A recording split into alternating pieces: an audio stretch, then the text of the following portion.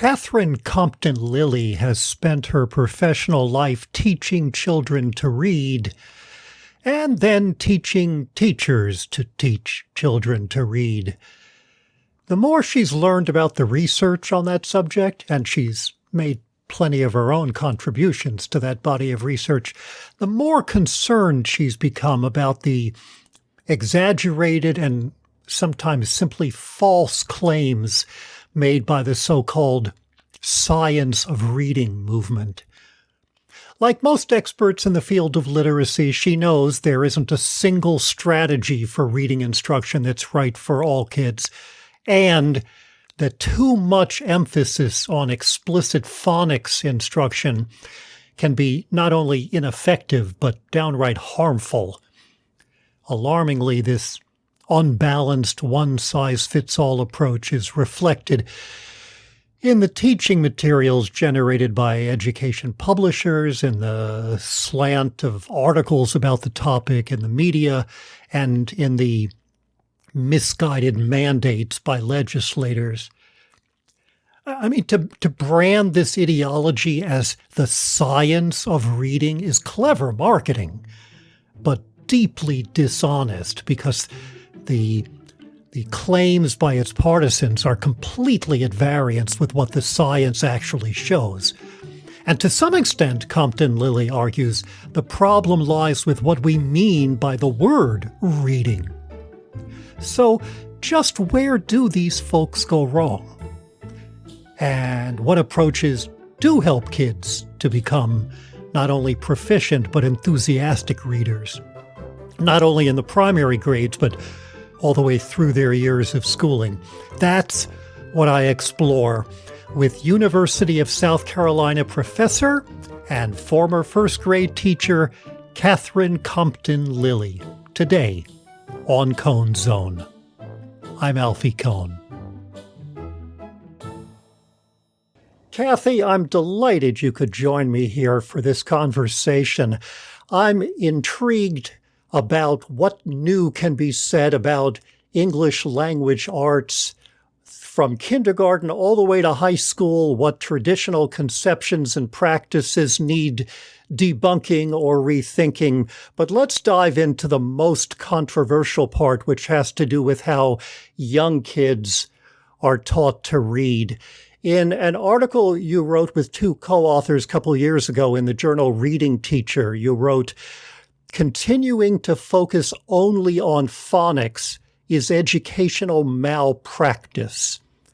Now, you say this at a time when there is a juggernaut known as the science of reading that is focusing explicitly on the idea that kids have been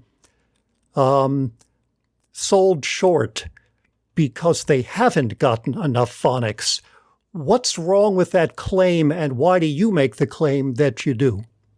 I think the primary problem with the claim is that kids are all different, and we need to respond to the children who are in front of us.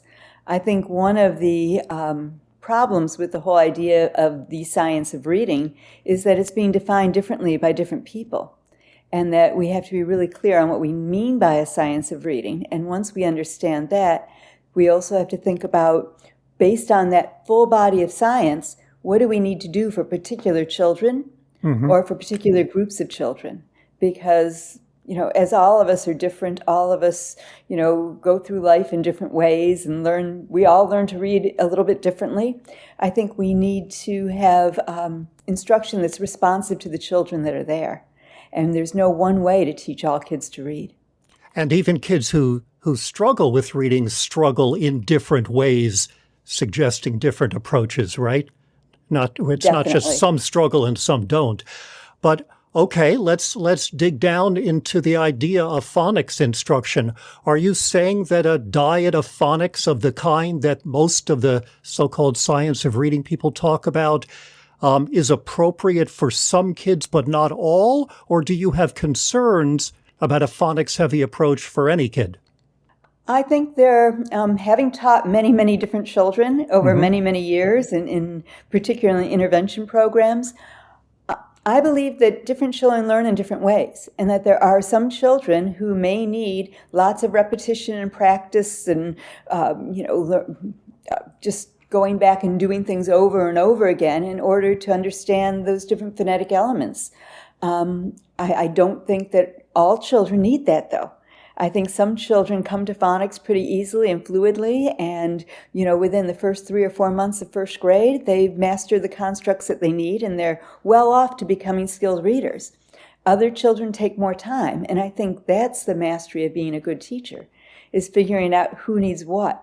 What I worry about with this new rendition of the science of reading is that in some cases we're mandating the same thing for all children. And that one way of doing things is only going to be just right for a very small portion of the children in any given classroom.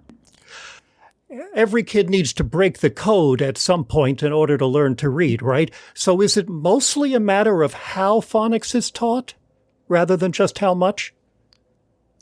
I think it's kind of a combination of both, and I think how phonics is taught is a big portion of it. So let me kind of back up just a little bit and kind of give us a sense of what we mean when we say the science of reading. Okay. Because I think the science of reading and phonics instruction go together, but they're not exactly the same thing. So I think there's at least 3 definitions of the science of reading, of what we mean when we talk about this thing called the science of reading. One is the full body of scholarship that examines lots and lots of different dimensions of reading, including how reading leads to meaning making. So comprehension, the idea that we read for particular purposes. There's reading research related to how different groups of children learn and how different backgrounds and different experiences in the home play into reading instruction. There's research that looks at, things like fluency and vocabulary and what is reading for a second language learner, someone who's coming from a different language system. So I think the full body of reading scholarship is vast, and it includes phonics and high quality phonics research, but it also includes a lot of other things. And if we lose those other things, then I worry that we've got a truncated model of reading. The way science of reading is being used currently is often to describe a very narrow, phonics-oriented approach to reading. So I'm saying that there's a broad science of reading out there. A lot of it's being ignored when we go to this media-based, promoted science of reading, which has been picked up by publishers. And I think that's where we get to the third definition of the science of reading, is that it's not just heavy doses of phonics. It's also publishing companies selling particular products. And legislation in different states that is saying you can't do other things. That because we're putting so much emphasis on phonics, they're actually saying that things like having children think about what they're reading and use the semantic systems or syntactical grammatical systems as they're reading is actually prohibited in some states now. Right. So I think what we need to really think about is, what do we mean by the science of reading? If it's a vast set of different studies where teachers learn lots of different methods and draw on those in response to different children, that's one thing. If it's particular ways of teaching phonics or particular amounts of phonics that children have to have, and it's given to all children, that's another notion. But then if it's this publisher provided programs that so many schools are buying into, that are often inappropriate for children, that's a real problem as well. So I think there's No, go ahead. I'm sorry. I think there's 2 things. I think one is defining reading as a very narrow thing and not allowing teachers to go outside of that purview to think about the children sitting in front of them. And the other thing is it's layered in with this financial interest gain market mentality where districts and classrooms are using reading programs without a lot of attention to the kids they're actually teaching because they're mandated to do that. And I think that's a huge problem. Okay. Let me toss the possibility of a reframing of the 3 points you just made and see if it makes sense to you. Your first point is about the actual science of reading, lowercase s, lowercase r. The second is what we hear almost all the time now capital letters as the science of reading. So in distinguishing between point 1 and point 2, you're saying this is a propaganda campaign that is dishonest about what the actual science shows about how kids read. And then point 3 is basically just the practical implications of the fact that number 2 is in ascendance. In other words, mandates based on the false capital S, capital R science of reading. More than 40 states now compel what the science actually doesn't show. Is that all? Do you agree with that? Okay. Alfie, that's said so well. Thank you. Great. So a moment ago, I asked you if it's not just a matter of how much we teach phonics. The most mild possible challenge is we're overdoing it. But rather, it's a matter of how phonics is taught, opening us up to the possibility that the problem isn't kids learning to decode. The problem is what's known as direct or explicit or systematic phonics instruction, where it's didactic and repetition and so on. But you've used a couple of phrases I want to highlight about moving even beyond that contrast. At one point, you quickly said something about meaning making, and then later you talked about how reading is itself defined or understood. Am I right to think that that's not just a matter of amount or method, but a matter of what's at the core of the classroom? Is the central purpose here to get kids to decode, or is the central purpose for them to make meaning? And if it's the latter, then direct phonics might be used occasionally as one of many methods, but we'd be keeping our eye on the fact that we're not getting carried away as if the whole idea here is just to have kids look at these letters and make this sound. I think you're exactly right. And I think one of the problems with some of the ways the science of reading is being mandated and described and promoted is that we're taking the teaching of the letter-sound relationships and we're trying to do it separately in isolation from other aspects of reading, which are meaning and other things. When actually that's not the way language works and that's not the way reading works.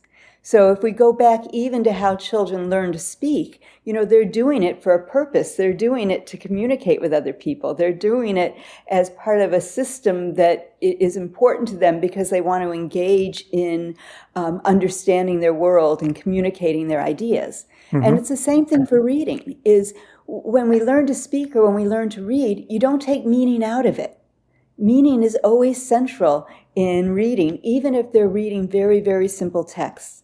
Now, there may be times where you practice a particular letter sound, or you show kids how to sequentially decode a word, or you look at word parts and show them that, there's similarities between different words and that's why they rhyme. And, we show them how letters and words work. But we always want to go back to using those skills in connected text alongside meaning making. We want to pull things out, teach them when needed. And some kids may need a lot of that. They may need a lot of isolated practice on particular skills. But when we mandate it for everybody, we're taking a lot of classroom time and dedicating it to isolated skill practice, which is meaningless, which doesn't help children really become readers in a full, extended sense. And what does that mean concretely in terms of alternative methods beyond direct phonics instruction? What else? How else can they learn, and should some kids learn to read? So what we often do are things like integrating them together. So we may do some skill practice and then read a text. And as we read that text, I, as a teacher, am paying attention to whether or not they're applying those skills. And then if they haven't applied those skills at the end of a page or at the end of the book, I may go back and say, hey, here's a section where, what we practiced today, you could have done. You could have done this linear decoding, or you could have known that the B makes the B sound, and that's going to help you read that word. So we'll go back and we'll revisit what they did right and what they might have had a hard time with and practice those skills again. But it's in conjunction to the story. Uh-huh. And it's in the service of the In story. the And it's service in the of the service of story. making sense. Right. So, and we're always thinking, they get to the end of the book, maybe they made 6 mistakes. Did they understand the story? Did those mistakes that they made interfere with what they read? If they read is not instead of isn't, it probably didn't matter in terms of their comprehension. Now, there's going to be a time where we might want to teach contractions and say, here's how a Mm-hmm. Mm-hmm. contraction works, and look what you did, and is this isn't or is not, have them really think about that, because it's one of the characteristics of reading that we want kids to understand. But it's also not something that's going to take away from their understanding of their story or their love for the story or the joy that they get in reading. And I think we have to be careful, because if we go too much in isolation, you're going to lose those other factors. Right. Let's linger on that last point, because it may be that an overemphasis on explicit phonics instruction is caused by people who don't understand the whole point of reading and define it much too narrowly as mere decoding. But it also seems to be true, especially what you said at the end there, is that if you come in with that, and that leads to a very narrow overly explicit emphasis on phonics instruction, that will have an impact on kids maybe failing to comprehend, to understand, right? And isn't that what we see, in effect, that comprehension is minimized, that we sacrifice understanding precisely because of states mandating a one-size-fits-all science of reading program? Yes, and research has supported that over and over and over again. If we go back to the largest educational study ever done on reading in 1966, the first grade studies, they found that, yes, kids in some of these high phonic programs, they did better in terms of decoding in first grade. Right. But when we followed them up and we looked at their comprehension scores in third grade, they had not made the gains. And we had very parallel outcomes from reading first, which is a very phonic-based intervention that we were using for children in the early 2000s. Uh-huh. So we had the same outcome from the Reading First study, is that they didn't have the long-term gains, especially in comprehension. They had short-term gains. Kids looked better at the end of first grade, but it was only in isolated decoding. It wasn't in reading connected text and making meaning.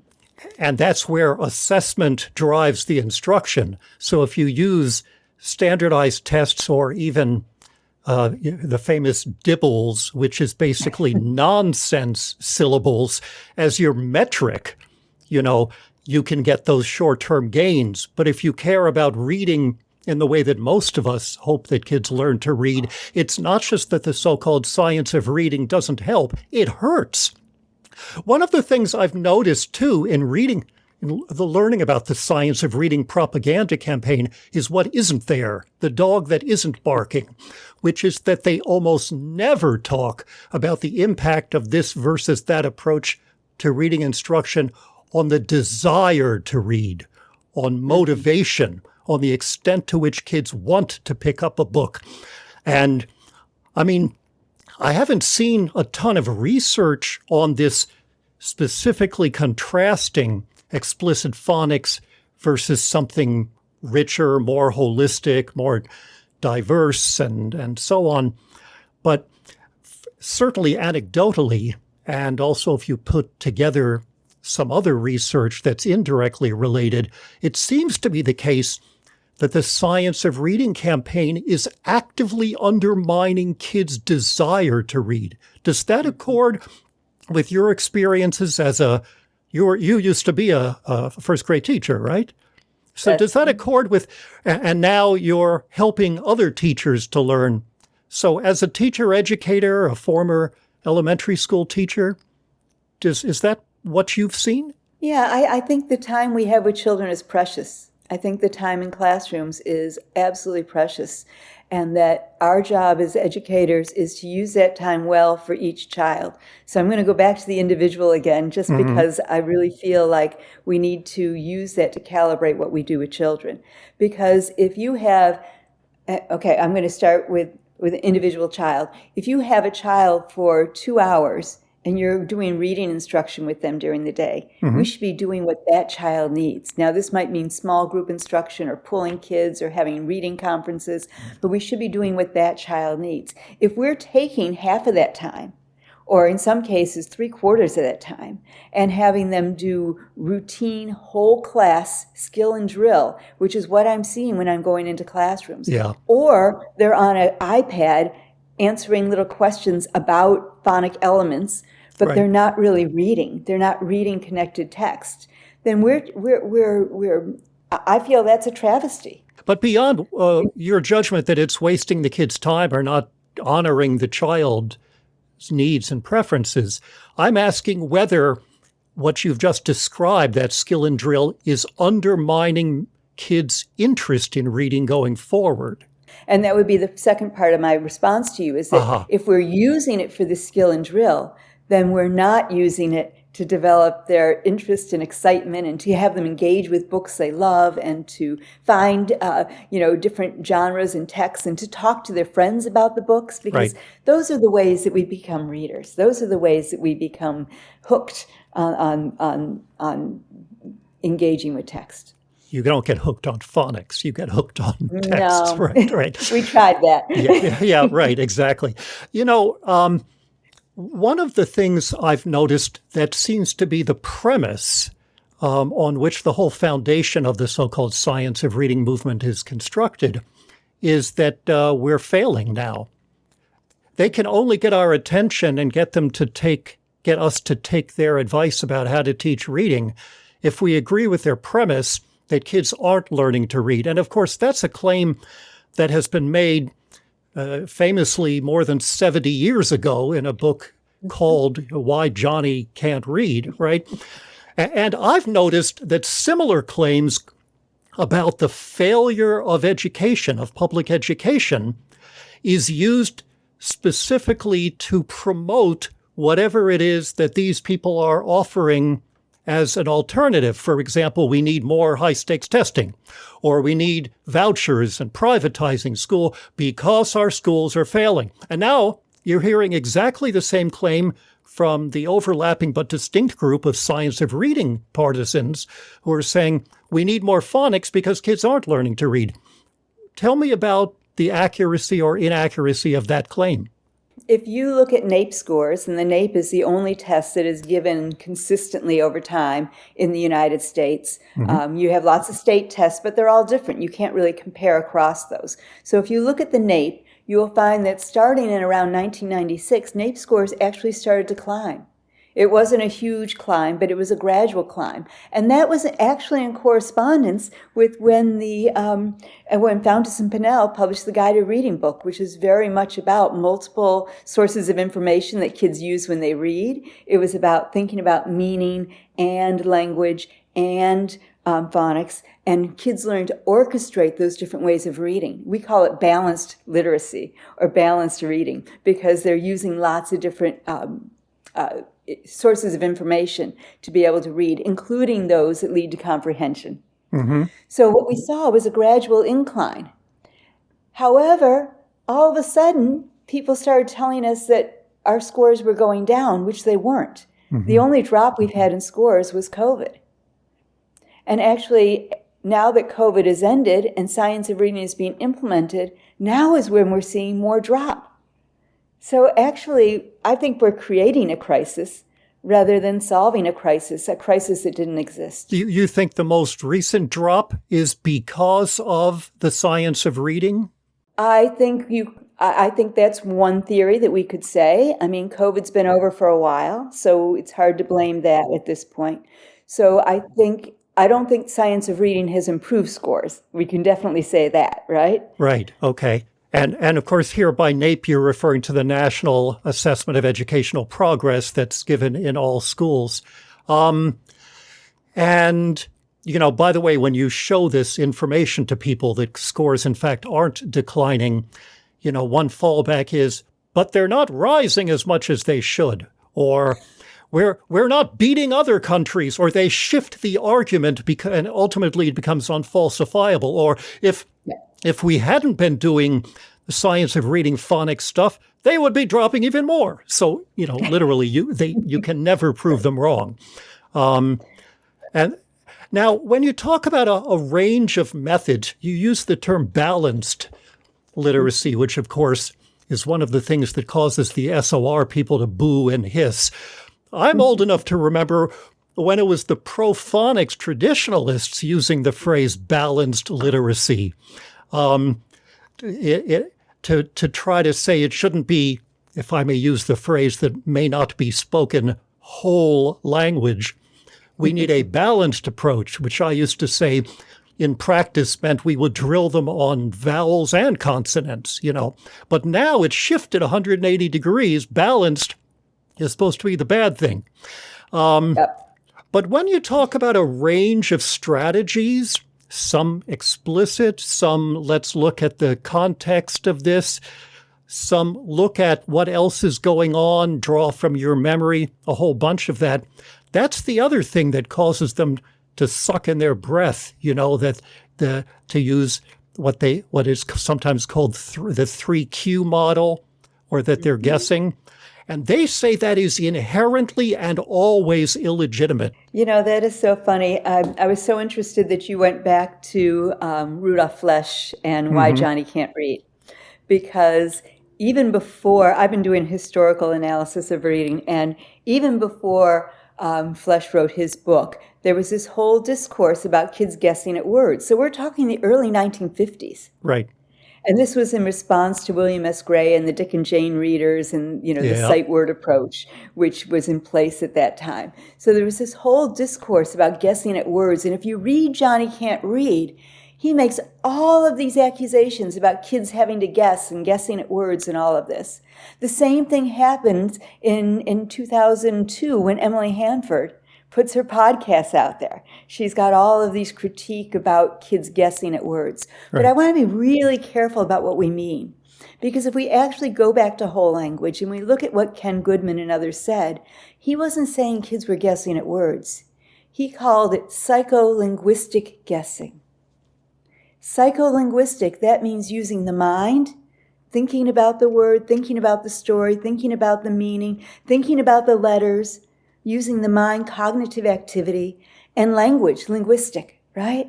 So it's not a random guessing. That's not what we're talking about. And the word guess, I think Goodman fell into a bit of a trap in using that word because it did have this history of random guessing that had been promoted earlier. But I think if we think about it not as guessing, but as kids using cognition and thought and prediction and also the letters on the page. So right. Using all of these different sources of information to solve. Right. It's not guessing, it's solving. And it connects to the goal we were talking about before, ruling out other strategies beyond, direct phonics would be something you would exclude only if you define reading as naming words rather than making meaning, right? Yeah. And naming words does not come before making sense. They come together. They come together, right. The other sort of straw man thing you hear from the science of reading a lot, at least I regard it that way, is the idea that, first of all, I don't know if you've noticed this, but whole language, which reached its peak, although never really managed to make the impact that its critics claimed it did, in the 90s and early 2000s. Whole language is a rich, holistic approach that is very similar to what you're recommending, using multiple strategies, putting meaning at the center, giving kids more choices, reading from authentic texts instead of worksheets. But people to this day still conflate it with the whole word approach, yes, which it is not, right?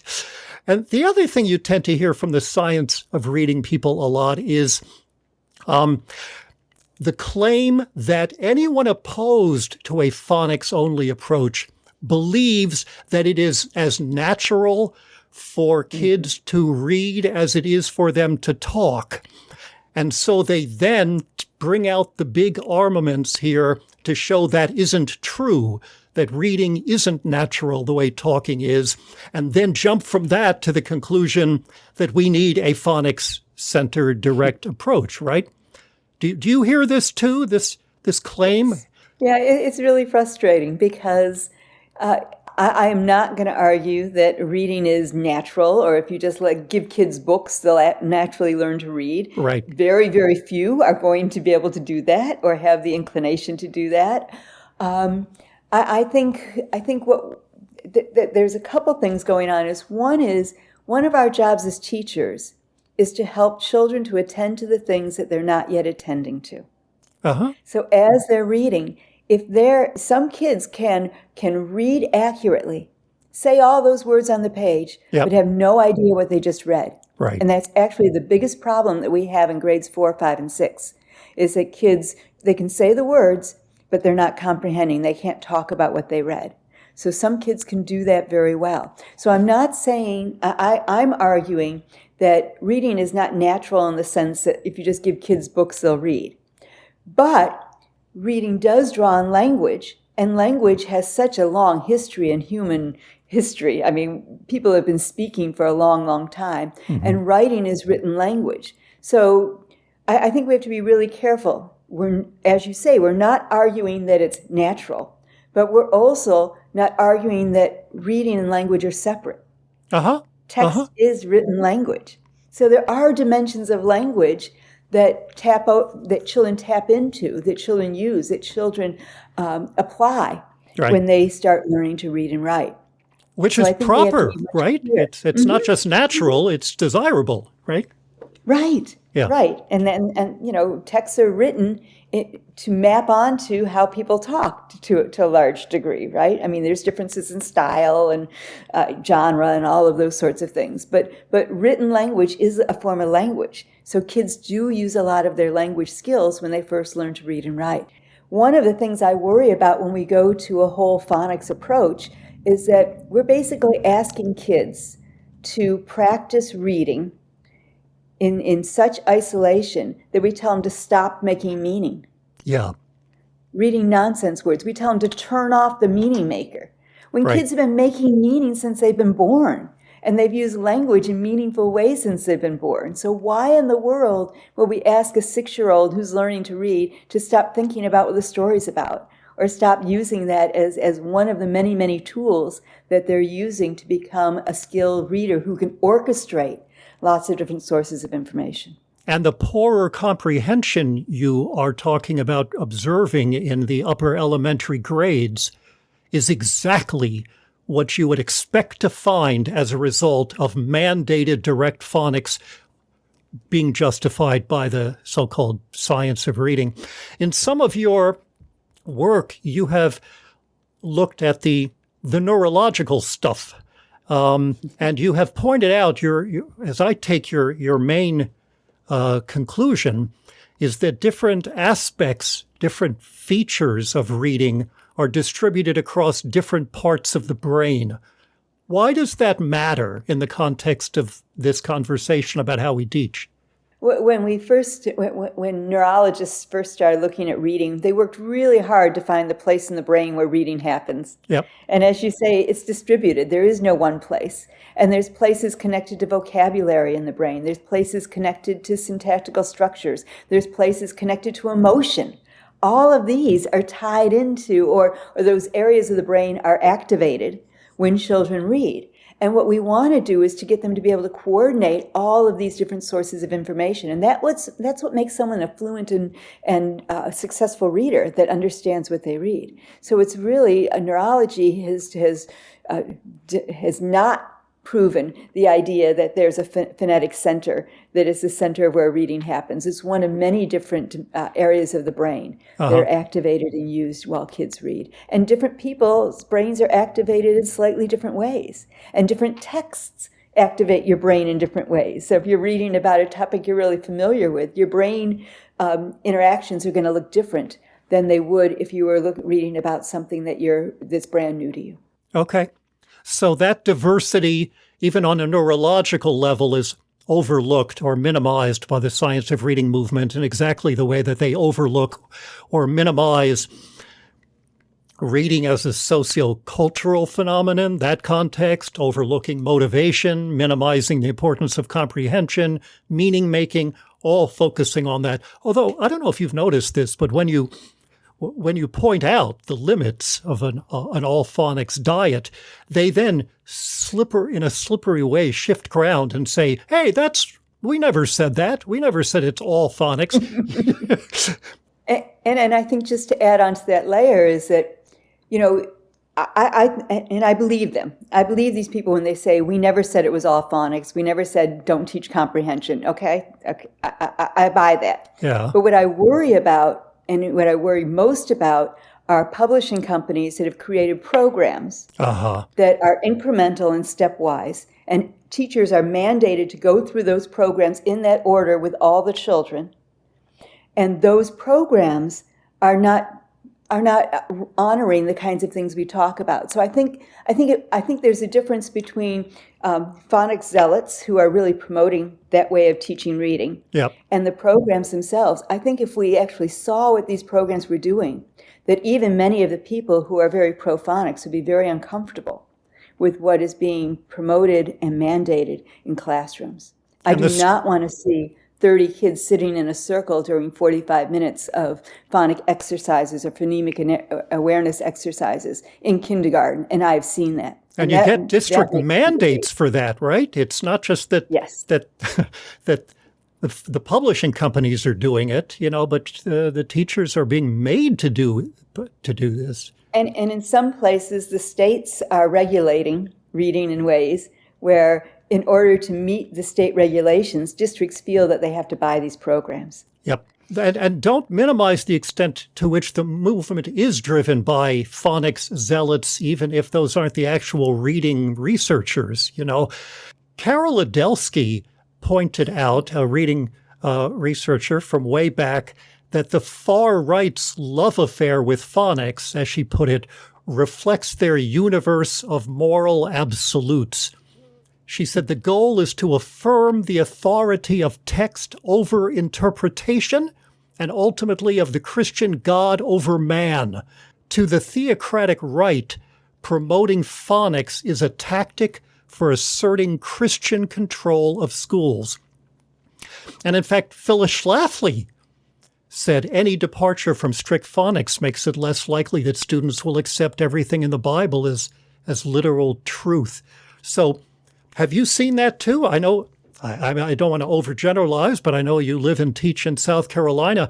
Have you seen the extent to which the phrase science of reading has become almost a humorous irony, given that the hardcore believers demand more systematic phonics for theological reasons? Have you seen that? Or would you dispute that? I'm not explicitly, I wouldn't dispute that, but I have not seen it as an explicit argument.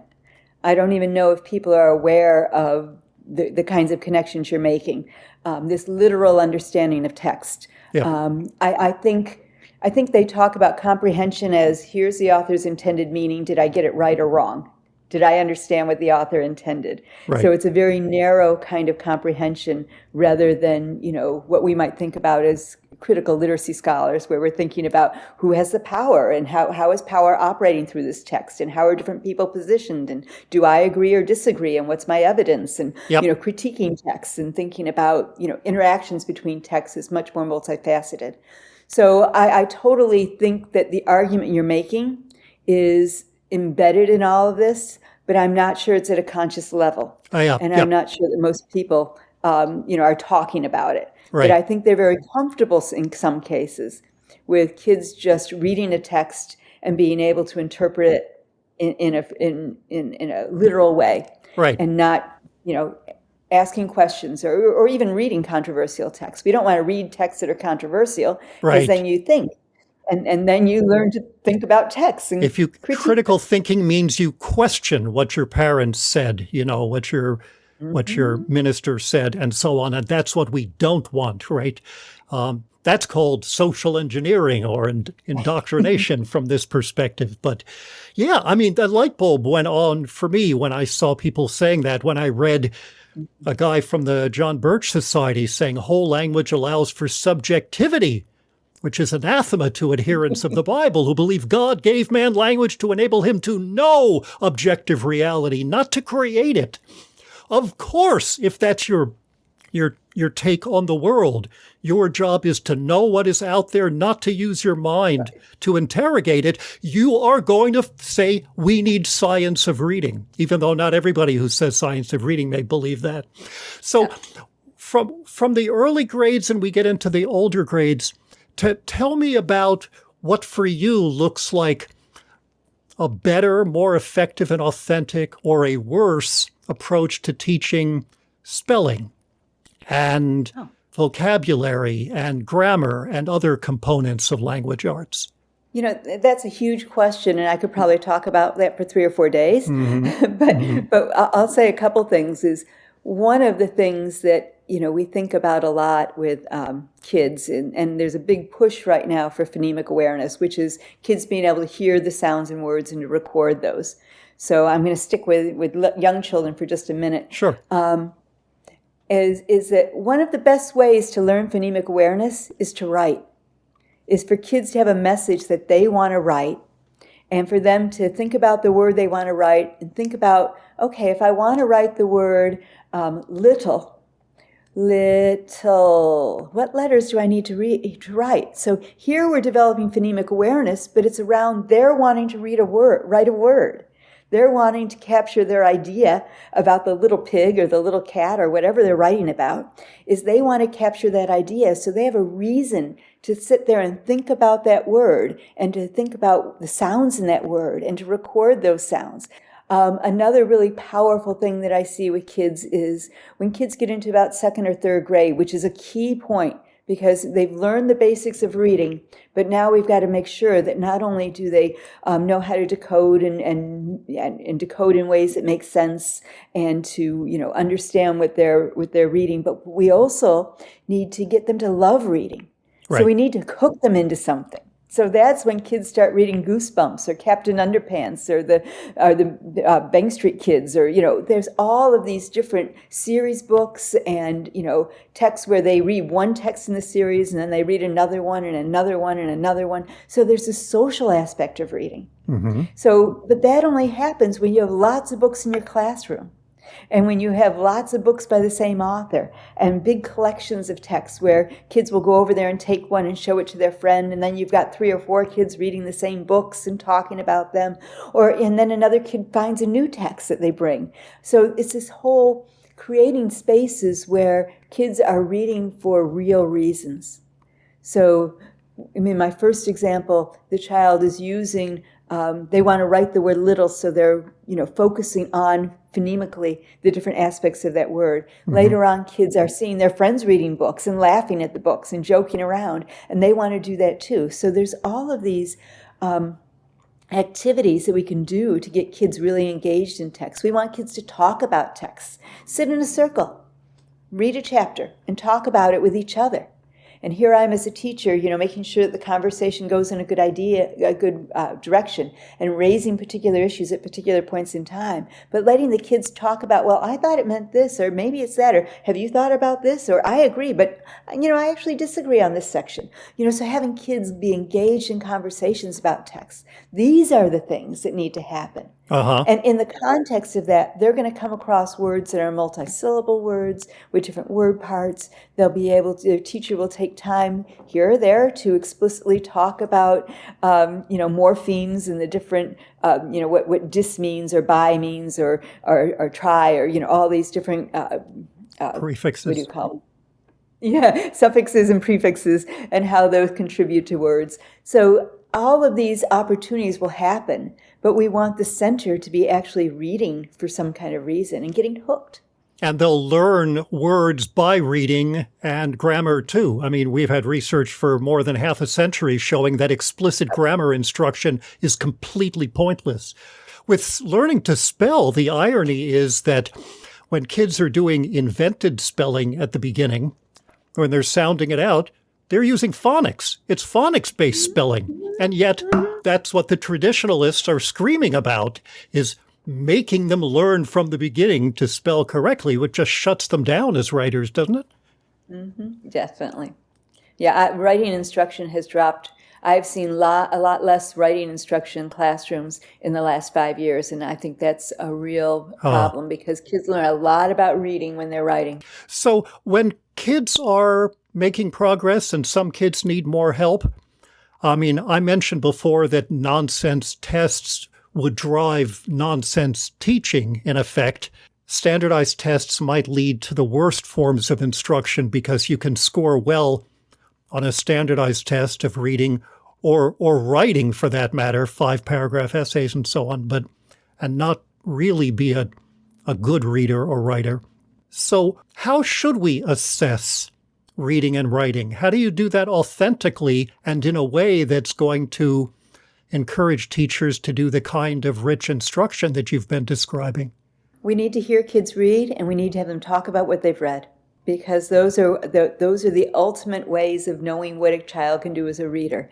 So, listening to them read and, watching to see what they do when they come to a point of difficulty, what strategies they use or don't use, how fluent they are, making sure that they have a process for working on words when they're difficult. And if they don't, then we help them develop those processes. Different strategies that they can use when they come to difficult words. So we want them to have lots of different strategies that they can use. So, that's a huge part of it, is we want them to, so we want to listen to them read, but then have them talk about what they read. Do they understand the main ideas? Do they get some of the details? Do they get the key details? Do they hone in on the wrong things? Do they come up with a totally different story that's not what they read? Did they miss key ideas that didn't help them come to follow the plot? Right now we have a lot of strategies for teaching comprehension, but I think we need more child-centered, responsive types of teaching for how kids actually make sense of text. And assessing. Looking at retellings, yeah. Yetta Goodman called it kid watching as a compound term, right? And you need more training in that than you do to administer to do it well, than to just administer, a quiz or a standardized test. But it sounds from what you're describing like it's also pretty time intensive. So how does a teacher do that kind of sitting by? And, that's what the word assessment literally means, is to sit by, right? Yeah. So but how do you make the time if you've got too many damn kids in the classroom to really see who needs more help? Well, you embed it into what's happening every day. So, there may be certain points of the year where you decide, okay, for this month, I'm going to make sure I hear every child read. And I'm going to make sure I hear them read, 2 or 3 pages, a significant portion of text, and I'm going to have them talk about what they read.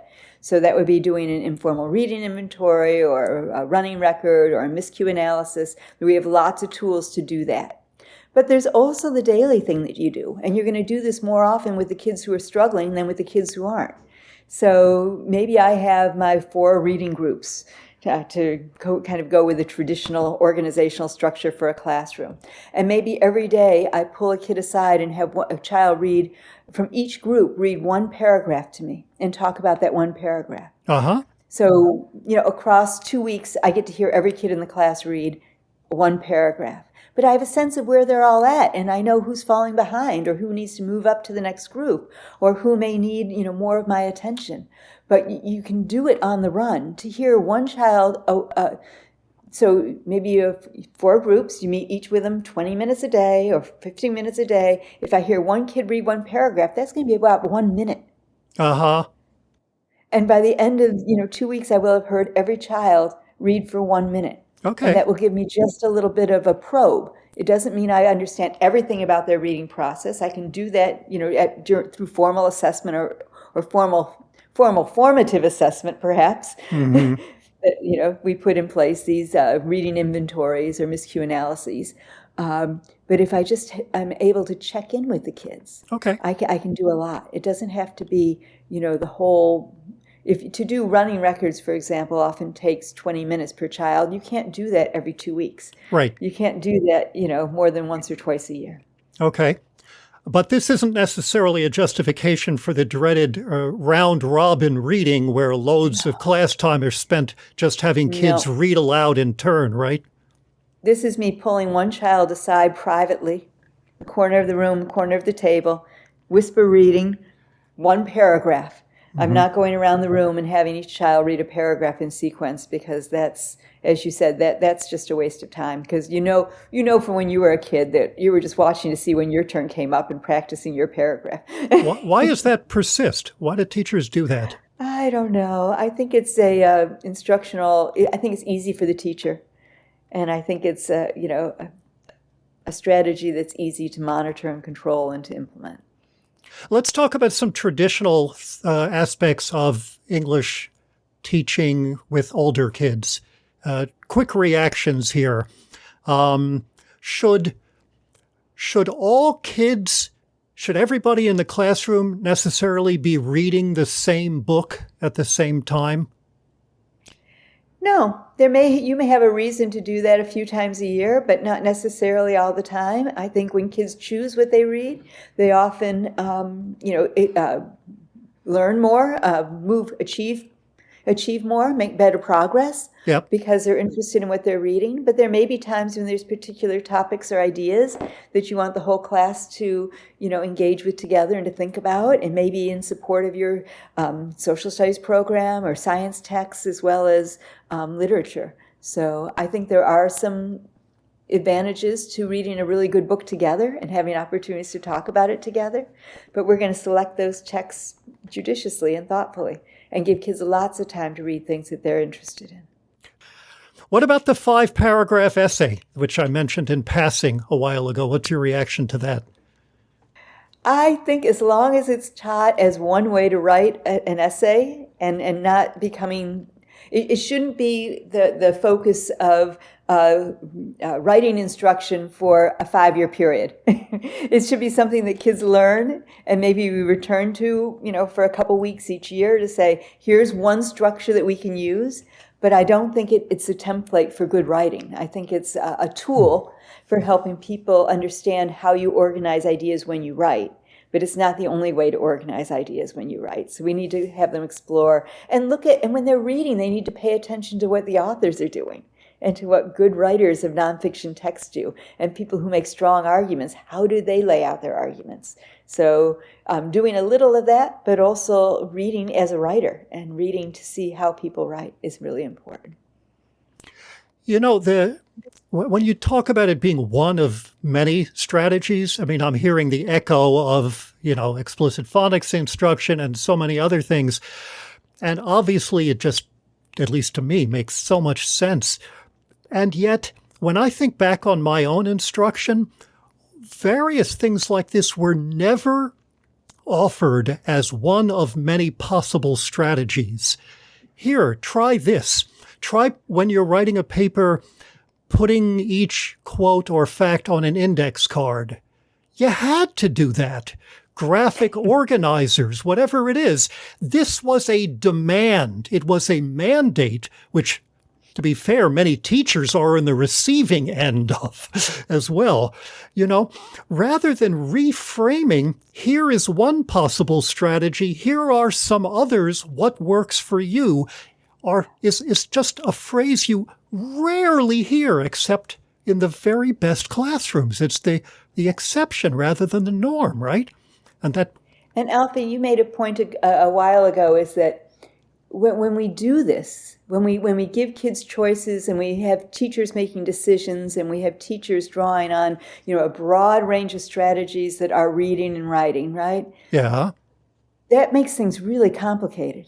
Right. Because now you have to have teachers that have really deep professional development, and you can't have materials that are going to do it for the teacher. The teachers are going to have to make decisions about their students and what's best for different kids. And so it's not something you can package. It's not a curriculum that you can sell. It's not something that people are going to make money on. It's going to be, a long-term process of teachers exploring their craft and just becoming experts and, intellectuals in terms of what they do and how they do things. And that's very inconvenient. It doesn't, you can't bring it to scale It easily and requires quickly. cognitive flexibility. It requires capacity for relinquishing control. It requires a significant background in many areas so that you're proficient in being able to teach in different ways so you can pull the right tool out. But it also requires autonomy, as opposed to teachers having been relentlessly and systematically de-skilled and told, you must teach this and you must teach it in this way, right? So now all of a sudden we're going to say, oh, use your judgment. What? You killed my judgment. Yeah. But I think you would have more motivated teachers. I think you'd have more teachers who wanted to stay in classrooms because it's a creative, intriguing, interesting place to be. Yeah. So I actually have a little bit of a hesitancy with the term teacher autonomy, because I think autonomy is important. They need to be able to make decisions, but I almost like the term teacher responsiveness better, because what we want to do is to allow them to be responsive to children. So it's not just the autonomy to make any decision they want. I want them to have a sense of responsiveness to who they're teaching and to be making decisions, not just randomly. Okay, it's not just I do things because I want to do them. It's that I do things because this is what's best for this child or this group of children. So the parameters within which we want teachers to exercise autonomy is in the service of being responsive to what kids need. Yeah, and what they know about reading and who those children are as readers and writers. You wrote an interesting piece about what's in kids' book bags. A little bit of research, or backpacks, and you didn't do it on a huge scale, but you took a bunch of kids and what's in their backpacks as a way of diagnosing what's going on with teaching and learning. Can you summarize what you found?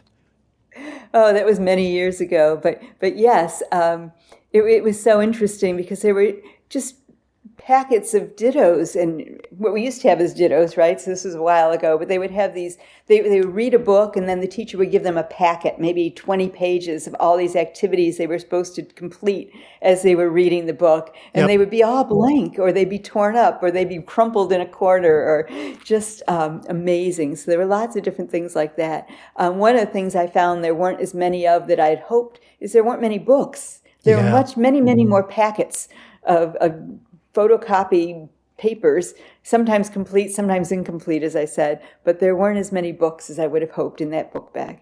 And what would you expect to find today if you did the same study?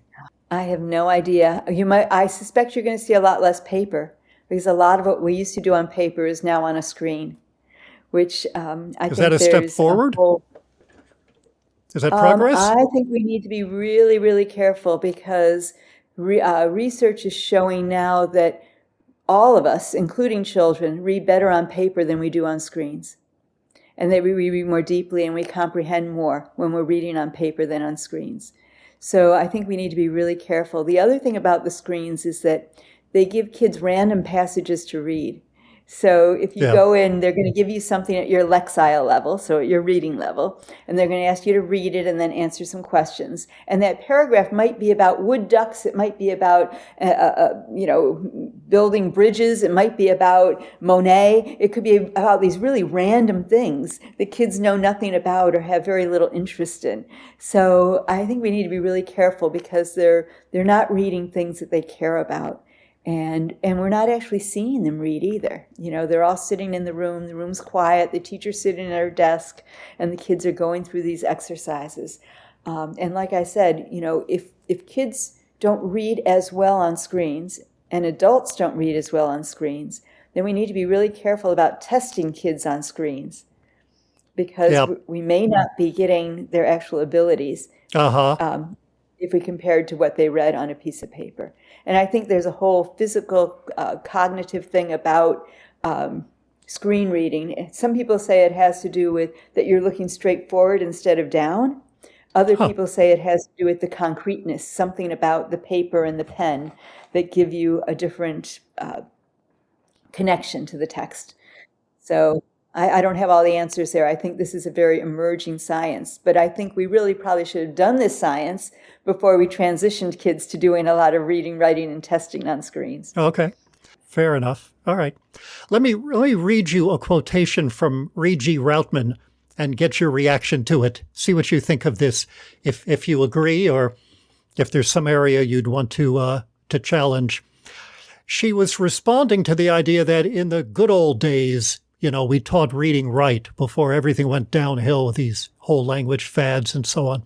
And she wrote this: using scope and sequence charts, phonics drills and worksheets, linguistic readers with contrived stories, red pencils to correct all the worksheets, assigned and copied from the board writing.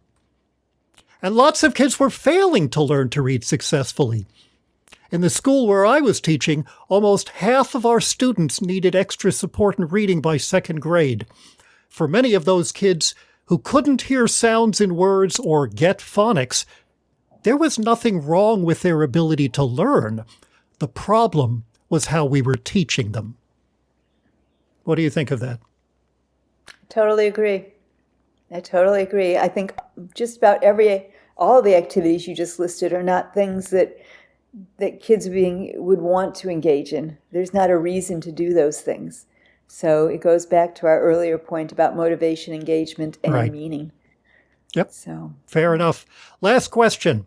If I'm a parent, not a teacher, and I'm intrigued and persuaded by what I'm hearing in this last hour, but my kid's teacher is waving the science of reading flag and doing exactly the stuff you're suggesting is not ideal for kids. What can I do as a parent? And what can I do as a parent more broadly to help my child become a proficient and enthusiastic reader? the first thing I'd hope you would do is to go in and actually sit in on reading instruction in the classroom, if you have the flexibility to do that in your other obligations. But I would love for parents to go in and see what's actually happening in classrooms with their child and watch to see what their child and other children are doing during some of these activities, because I think that would be really eye-opening. One of the things I worry about is that it's very hard right now to get access to schools to do that kind of research. For me to go into a classroom and actually document what's happening and how children are responding to this very scripted, non-meaning centered instruction, schools are not going to let me in. They're not going to want me to sit there and document what's happening. So one thing I would like is for parents to go in and see what's actually happening and to note how it's affecting the children, and then, talking to administrators in that building about, what's happening and what needs to, where is the logic in all this? If kids are rolling around on the floor or not paying attention or barking sounds randomly, then this is not something that we want this is not a good use of time in classrooms. At home, I would read to the child. I would let the child choose books. I would take turns. You read a page, I read a page. I would spend a lot of time giving them lots of choice and letting them try different books and different texts and making sure they find things that they love. One of the things we know is that once kids buy into reading, they fly.